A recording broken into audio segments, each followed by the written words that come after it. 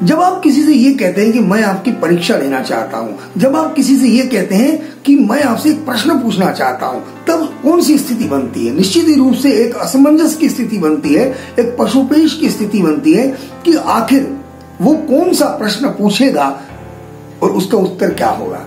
सोचने लगते हैं। एक प्रश्न कोई आदमी सामान्य रूप से पूछ रहा है और उसका उत्तर सामान्य रूप से देना है, तो भी स्थिति कैसी हो जाती है? असमंजस की स्थिति हो जाती है। कैसी स्थिति हो जाती है? पशुपेश में हो जाता है आदमी, और बड़ी विचित्र स्थिति हो जाती है कि आखिर उसका उत्तर क्या होगा या हमें क्या देना चाहिए। थोड़ा बहुत तो तनाव होता है ना, थोड़ा बहुत स्ट्रेस की बात हो जाती है जब हम सामान्य रूप से ऐसी बात करते हैं। तो जब बच्चे एग्जाम दे रहे हैं उनकी स्थिति क्या होगी, इस बात से हमें समझना होगा। बच्चों ने एग्जाम दी, अब रिजल्ट भी लग गए हैं। सीबीएसई 12वीं के रिजल्ट ओपन हो गए हैं, बच्चे पास हो गए हैं, उन्हें बधाई। यहां पर बताना बहुत जरूरी है कि जिन्होंने बहुत ज्यादा परसेंटेज पाए हैं उन्हें तो बधाई, जिन्होंने बहुत ज्यादा अंक नहीं प्राप्त किए हैं उन्हें भी बधाई। क्योंकि सबसे पहली बात हमें यह समझना होगी कि यह परीक्षा जीवन की परीक्षा नहीं है, तो इसमें हताश होने की आवश्यकता नहीं है। क्या होने की आवश्यकता नहीं है? हताश होने की आवश्यकता नहीं है, निराश होने की आवश्यकता नहीं है। यही एग्जाम जिंदगी का आखिरी एग्जाम नहीं है। अरे जिंदगी में तो हर पल एग्जाम होते हैं, जिंदगी में तो हर पल परीक्षाएं होती हैं। इन परीक्षाओं को पास करते हुए, इन परीक्षाओं का हल निकालते हुए आगे बढ़ते जाना है और सफल होते जाना है, जीवन को सफल करते जाना है। तो इस परीक्षा में थोड़े बहुत नंबर कम मिले या पीछे रह गए तो कोई टेंशन मत करो भाई, बिल्कुल मत करो, कोई स्ट्रेस की जरूरत नहीं है। क्यों कि आपका बेसिक क्या है, आपका आधार क्या है पढ़ाई करने का? एक अच्छा जॉब, सफल जीवन। तो एक परीक्षा से इससे कुछ होता जाता नहीं है, प्रयास करना है क्योंकि ये आधार है। सीबीएसई 12th एक आधार होती है। मैं आपसे निवेदन कर रहा हूं, हताश मत होने देना। किसी भी परिस्थितियों में बच्चे उदास नहीं होना चाहिए, स्टूडेंट उदास नहीं होना चाहिए, स्टूडेंट हताश नहीं होना चाहिए, क्योंकि मुकाम बहुत बड़ा है, सफलता बहुत बड़ी है। उस बड़ी सफलता को प्राप्त करना है, बड़ा मुकाम प्राप्त करना, इसलिए निराशा बिल्कुल नहीं होना चाहिए। असफलता हो या सफलता, चले चलो, बढ़े चलो, कोई फर्क नहीं पड़ता है।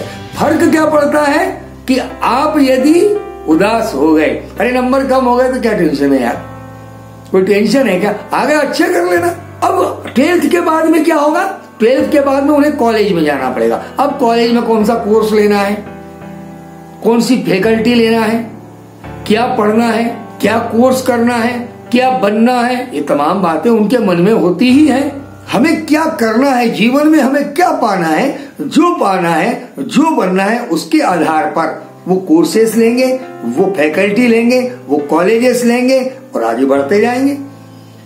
तो तनाव रहित, स्ट्रेस से दूर होकर शांत मन से आनंद के साथ सोचिएगा उसके लिए कौन सा उपयुक्त कोर्स है, कौन सा कॉलेज है, उसके दिशा में हमें काम करना होगा। बिल्कुल ठीक इसी तरह से पेरेंट्स से, जब हम पेरेंट्स की बात कर रहे हैं तो पेरेंट्स भी क्या करें, उन पर दबाव ना डालें।